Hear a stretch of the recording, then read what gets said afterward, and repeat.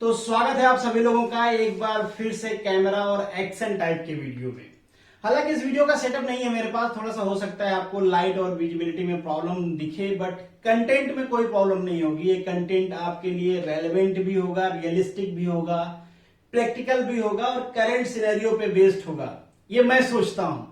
आप क्या सोचते हो, आपके लिए रेलेवेंट है कि नहीं है, इसके लिए मैं पहले ही डिस्कस कर लूंगा कि हम क्या क्या डिस्कस करने वाले हैं, ताकि आप ये डिसाइड कर पाओ इजीली कि आपको वीडियो में अपना टाइम आगे जाना है या फिर खराब नहीं करना है। तो पहला क्वेश्चन हम डिस्कस करने वाले हैं यहां पे कि गवर्नमेंट जॉब की रियलिटी क्या है। अक्सर होता क्या है कि हम खुद को मोटिवेट करने के लिए या फिर हमें कोई मोटिवेट करने के लिए कहता है कि हम पूरी वैकेंसी के बारे में क्यों सोचते हैं, हमें तो बस एक पोस्ट चाहिए, एक पोस्ट के बारे में सोचना चाहिए। और ऐसे सारे एस्पिरेंट्स, जितने भी एस्पिरेंट्स हैं, सबके साथ यही कहा जाता है या फिर सारे एस्पिरेंट ऐसा ही सोचते हैं। तो इस पर्सपेक्टिव से हम डिस्कस करेंगे कि एग्जैक्ट रियलिटी क्या है गवर्नमेंट जॉब की डाटा के साथ।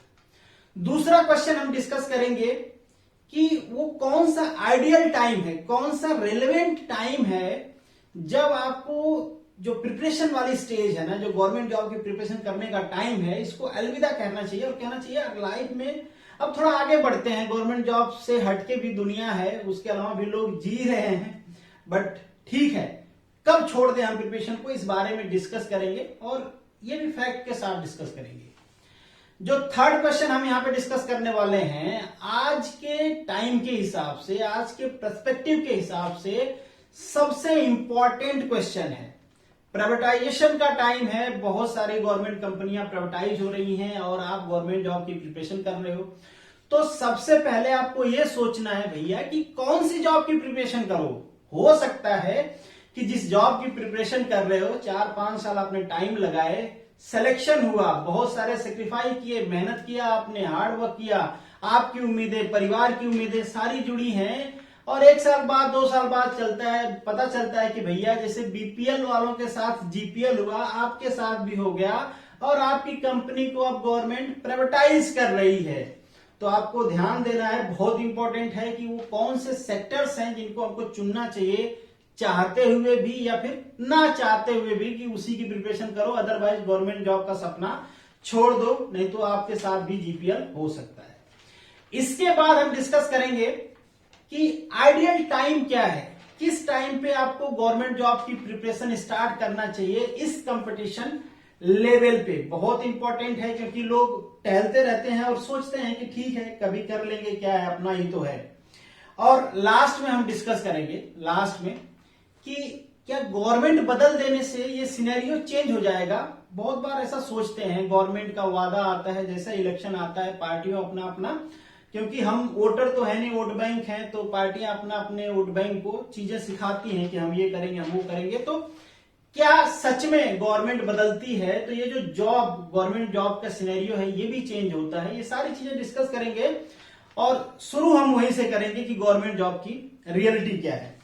अब शुरू करते हैं एक सर्वे से, बड़ा इंटरेस्टिंग सर्वे है, सीएसडीएस का सर्वे है। आप भी चाहोगे तो ये आपको ऑनलाइन मिल जाएगा, और भी बहुत सारे लोगों ने सर्वे किया, तो उस हिसाब से मैंने अपना सर्वे उसमें मिक्स करके एक सर्वे बना दिया, आप कह सकते हो, बट बहुत हद तक ये रियलिस्टिक है।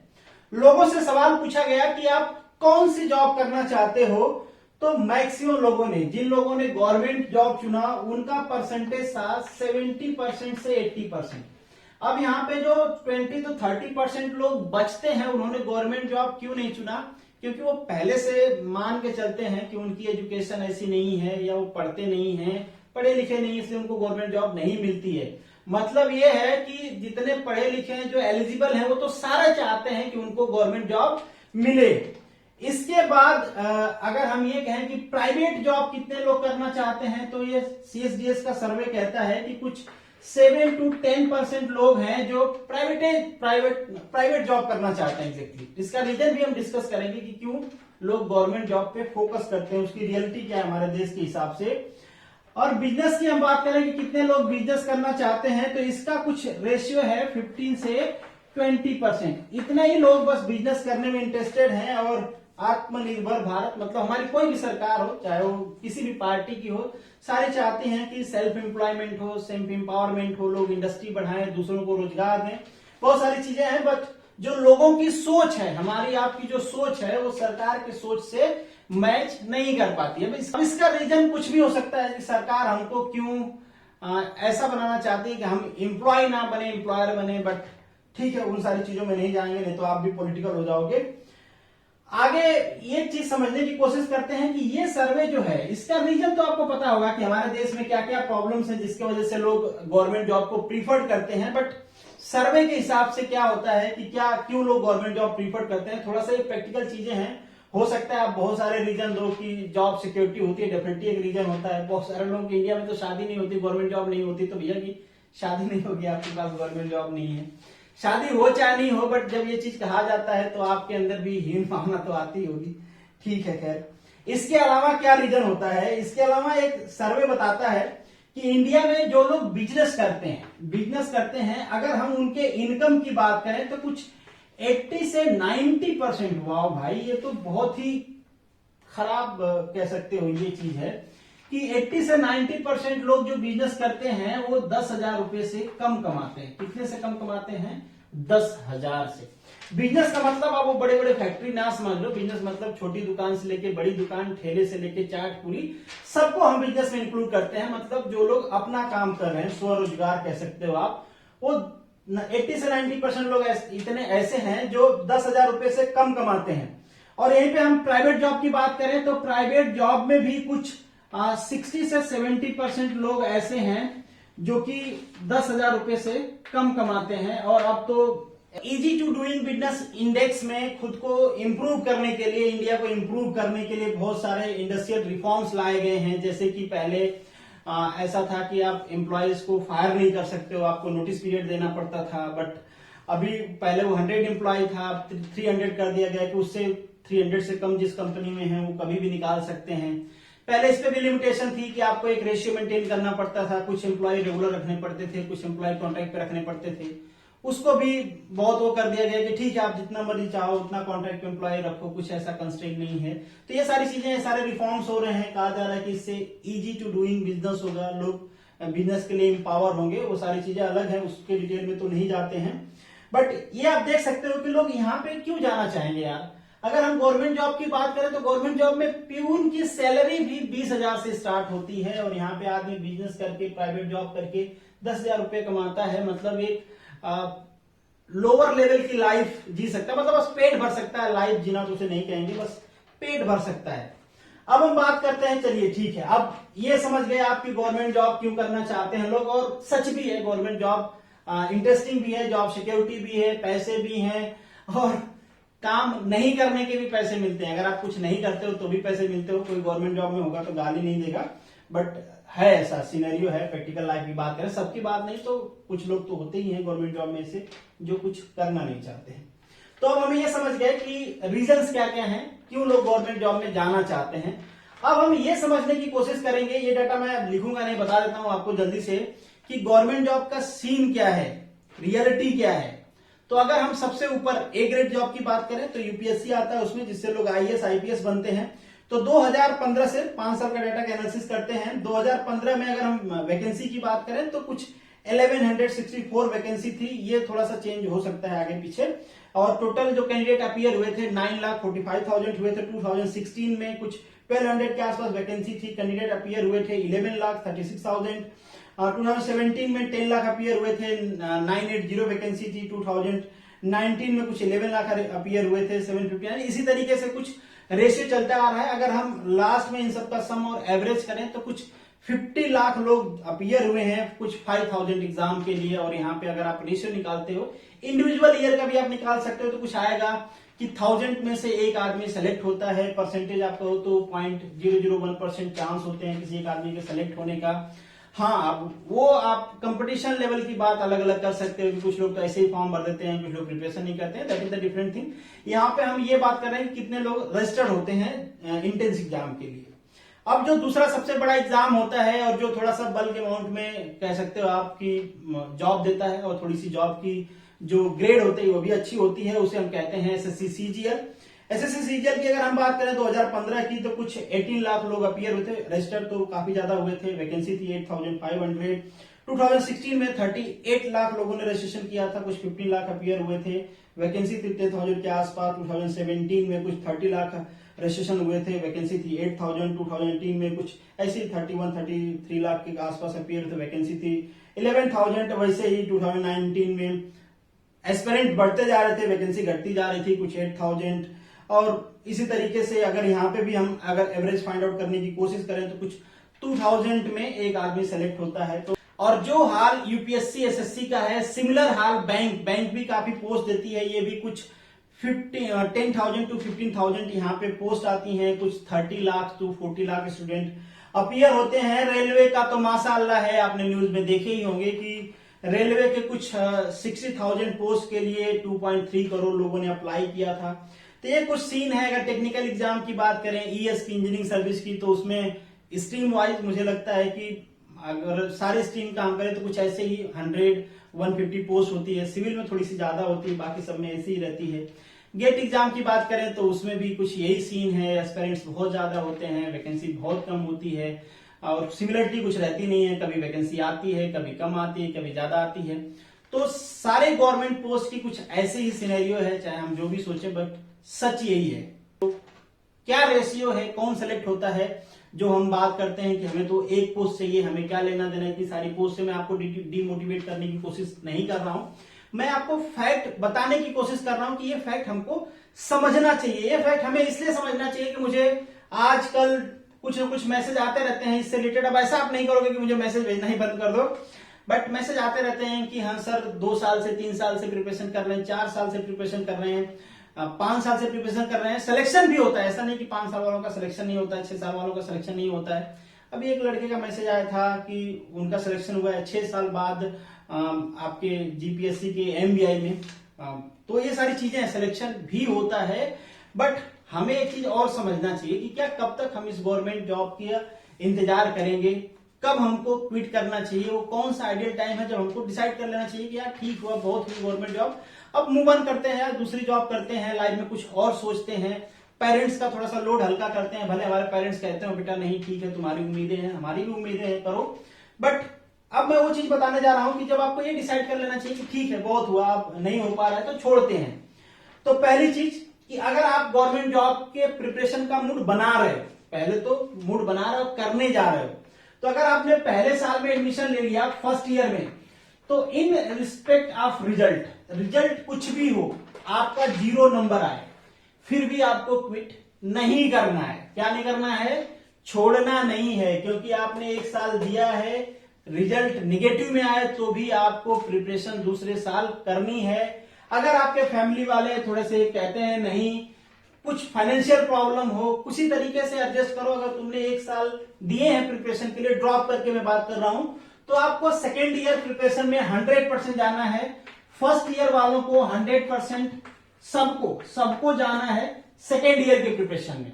बट अगर आप सेकेंड ईयर का एग्जाम देते हो और जो कट ऑफ मार्क्स है उसमें आप 80% से 90% में फॉल करते हो, कहां फॉल करते हो? कट ऑफ मार्क की बात कर रहा हूं, जिस कट ऑफ मार्क पे सिलेक्शन हुआ है, अगर आप उसके 80 से 90% में फॉल करते हो कट ऑफ मार्क के, तब आपको सोचना है कि आपको थर्ड ईयर के प्रिपरेशन में जाना है या फिर नहीं जाना है।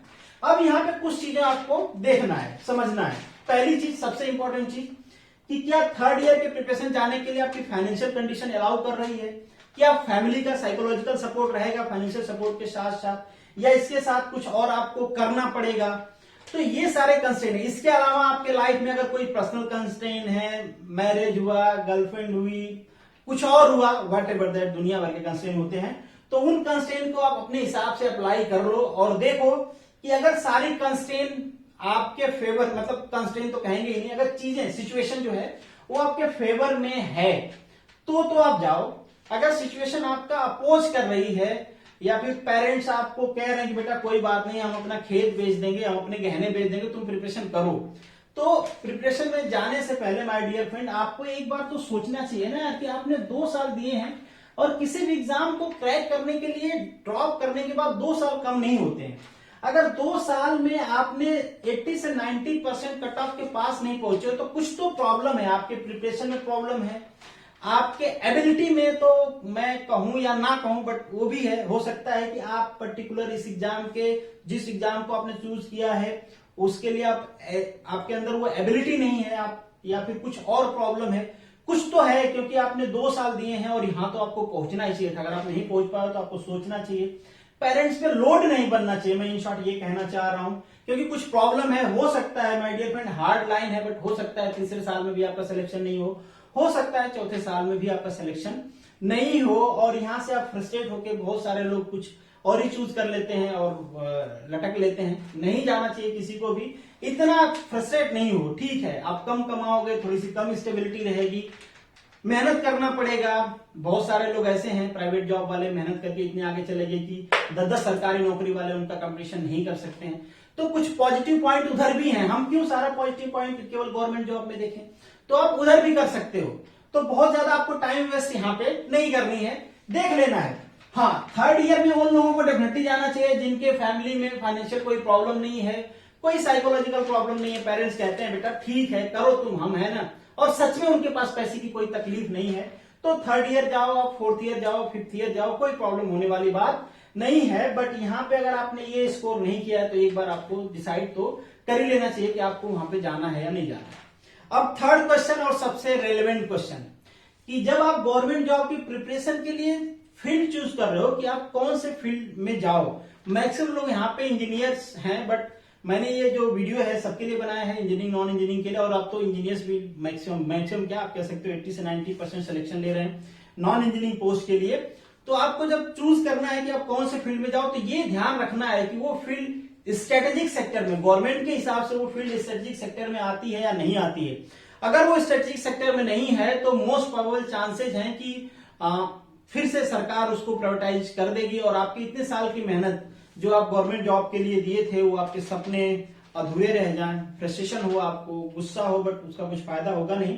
तो ये पहले ही चूज कर लेना है। कुल टोटल 18 स्ट्रेटेजिक सेक्टर हैं जिसको गवर्नमेंट ने कहा है कि एटलीस्ट हम इसमें डिसइन्वेस्टमेंट करेंगे, बट हमारी कुछ कंपनियां तो इसमें रहेंगी, और कुछ सेक्टर ऐसे हैं जो 100% गवर्नमेंट ही रहने वाले हैं, वो कभी चेंज नहीं होंगे। मैं एक एक सेक्टर का नाम नहीं बताता हूं, ये सिंपल बता देता हूं। जैसे जिसके भी एग्जाम यूपीएससी करवाती है वो कभी भी आप प्राइवेट में नहीं जाएंगे, प्योरली वो गवर्नमेंट ही रहेंगे, उसमें डिसइन्वेस्टमेंट नाम की भी चीज नहीं है, प्राइवेटाइजेशन भी नहीं होगा। जैसे एसएससी सीजीएल जिनके एग्जाम्स करवाती है, उसी तरीके से आपके स्टेट पीसीएस के जो एग्जाम्स होते हैं नॉन टेक्निकल पोस्ट के, टेक्निकल पोस्ट के भी कुछ एग्जाम्स होते हैं, बट यहाँ पे टेक्निकल पोस्ट में थोड़ा सा झोल है। जैसे पावर ग्रिड है, जो भी आपके स्टेट के हों चाहे फिर सेंट्रल के हों, उनको प्राइवेटाइज करने की बात चल रही है। जैसे ऑयल सेक्टर है, ऑयल सेक्टर को भी गवर्नमेंट कहती है कि ये स्ट्रेटेजिक सेक्टर है, बट उसमें भी डिसइन्वेस्टमेंट हो रहा है, कुछ प्राइवेटाइजेशन भी हुआ है कंपनीज का, तो वहां पे भी आपको ध्यान देना है कि जो प्रॉफिट मेकिंग कंपनी है अगर उनमें आप होते हो तो ही आपके चांस है कि आप बच पाओगे। जैसे स्टील सेक्टर है, उसमें भी ये प्रॉब्लम है, गवर्नमेंट कंपनी है, तो वहां पे भी डिसइन्वेस्टमेंट की बात चल रही है, बस उसको भी स्ट्रेटेजिक सेक्टर गवर्नमेंट मानती है। बट अगर आप डिफेंस में जाते हो, डिफेंस में कोई चांस ही नहीं कि गवर्नमेंट उसको प्राइवेटाइज करेगी, किसी भी हालत में वो प्राइवेटाइज नहीं होगा। तो डिफेंस में सारे आ गए, चाहे वो पुलिस की हो, आर्मी की हो, नेवी की, एयरफोर्स की हो, कोई भी ऐसी पोस्ट हो, चाहे बीएसएफ हो, जितने भी ये फोर्सेज हैं जो भी डिफेंस से रिलेटेड है, वो कभी प्राइवेटाइज नहीं होगी। अगर आप उसकी प्रिपरेशन करना चाहते हो तो जरूर करें। फर्टिलाइजर सेक्टर है, इसको भी गवर्नमेंट मोस्ट प्रोबेबली अपने पास रखेगी, क्योंकि आम आदमी से रिलेटेड है, मतलब कॉमन मैन से, आम आदमी पार्टी की बात नहीं कर रहा हूं, तो कॉमन मैन से रिलेटेड है। तो ये पार्टी वालों ने तो इतना हद कर रखा है ना कि हमसे तो लग रहा है कि ये वर्ड भी छीन लेंगे, हम कुछ बोलेंगे वो भी पॉलिटिकल हो जाएगा, तो वो उसमें आप जा सकते हो। रिसर्च सेंटर है, जैसे बार्क है, इसरो है, इसमें आप जा सकते हो, प्राइवेटाइज नहीं होगा। हाँ, इन्वेस्टमेंट हो सकता है वहां पे कंपनीज का, बट इनको प्राइवेटाइज नहीं किया जाएगा।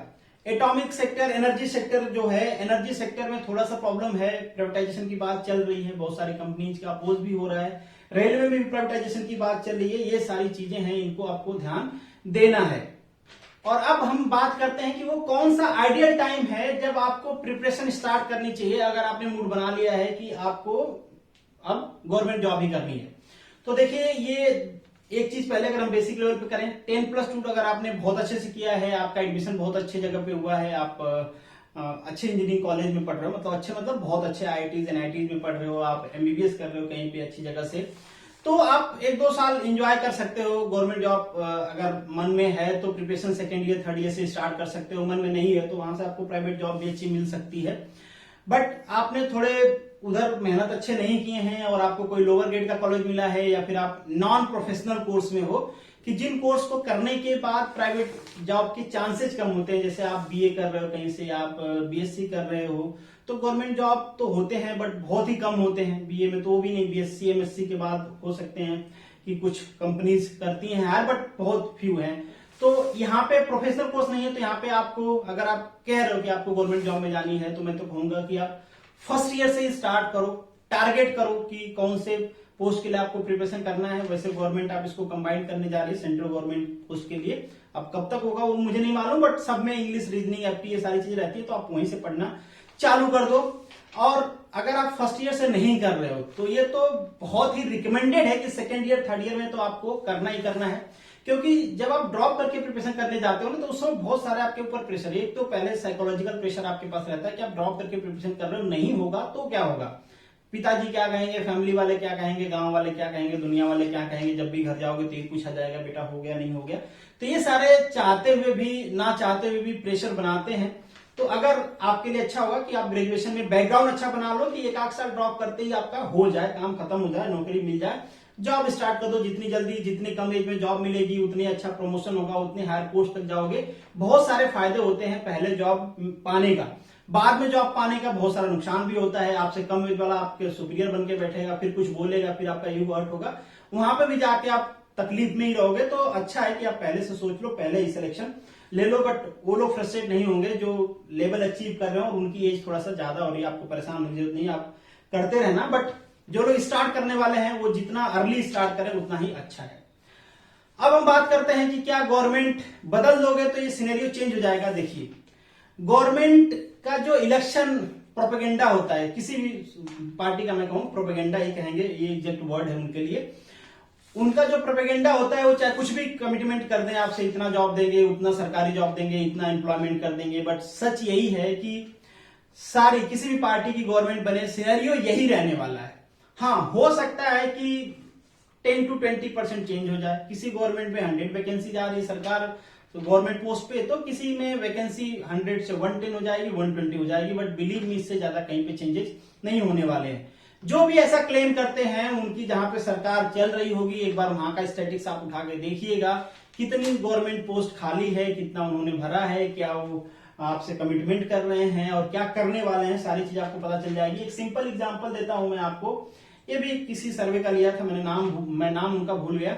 तो अगर हम टीईटी की बात करें जिसकी सबसे ज्यादा वैकेंसी आती है प्राइमरी और मिडिल टीचर की, तो पूरे इंडिया की हम बात करें तो कुछ 12 लाख पोस्ट वैकेंट है। 12 लाख पोस्ट, इस तरीके से आप स्टेट में देख लो, हर स्टेट में कुछ 50, 60, 70,000 के आसपास वैकेंसी वैकेंट है। तो इतनी ज्यादा वैकेंट सीट होने के बाद, क्योंकि कुछ स्टेट तो बहुत ही छोटे हैं, तो इतनी सारी वैकेंसी होने के बाद भी सरकारें वो पोस्ट नहीं भर रही हैं। और ऐसे ही एक डिपार्टमेंट नहीं, ऐसे ही पुलिस डिपार्टमेंट में बहुत सारी पोस्ट होती हैं, क्लर्कल डिपार्टमेंट में होती हैं, सारे डिपार्टमेंट में वैकेंसी है, बट गवर्नमेंट फिलअप नहीं करती है, बस बातें करती हैं कि वो आएंगे तो फिलअप करेंगे। तो ये सीन रहा, ये मेरे हिसाब से कुछ डाटा रहे और आपके मैसेज जो मुझे मिले थे कि हम इतने साल से प्रिपरेशन कर रहे हैं, तो मुझे लगा ये वीडियो बना देता हूं। थोड़ा सा हो सकता है आपके लिए रेलेवेंट हो, आपके लिए ना हो तो आपके छोटे भाई, बड़े भाई, आपके अड़ोसी पड़ोसी, जिसको भी आप बता सकते हो, एक बार सच से रूबरू जरूर कराइएगा, क्योंकि सच का सामना करना बहुत जरूरी होता है। सपनों की दुनिया में जीना भी कोई बुरी बात नहीं है, क्योंकि जब तक हम सपनों की दुनिया में रहते हैं कम से कम तब तक तो सुखी रहते हैं, क्योंकि जब सपना टूटता है तो दुख तो होता है, बट बहुत दिन तक सपनों की दुनिया में जी नहीं सकते। तो रियलिटी का भी थोड़ा सा हमको ध्यान रखना पड़ता है, सच का सामना कभी न कभी करना ही पड़ता है। और बहुत देर बाद अगर हम करते हैं, जितना देर बाद करते हैं तकलीफ उतना बड़ी होती है। मुझे टेलीग्राम पे ज्वाइन कर सकते हैं, आप मुझे इंस्टाग्राम और फेसबुक पे भी फॉलो कर सकते हैं। अगर आप मुझसे पर्सनली जुड़ना चाहते हैं तो आप मेरे ट्विटर और इंस्टाग्राम की आईडी को फॉलो कर सकते हैं।